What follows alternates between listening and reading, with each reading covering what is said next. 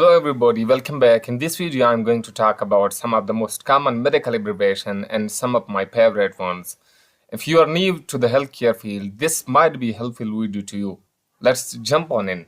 So some of the most common medical abbreviation are related to time when a medication are given or treatment are supposed to be done. So that's what we are going to focusing on this bunch. First one is QD. QD means every day. Then we have BID. BID is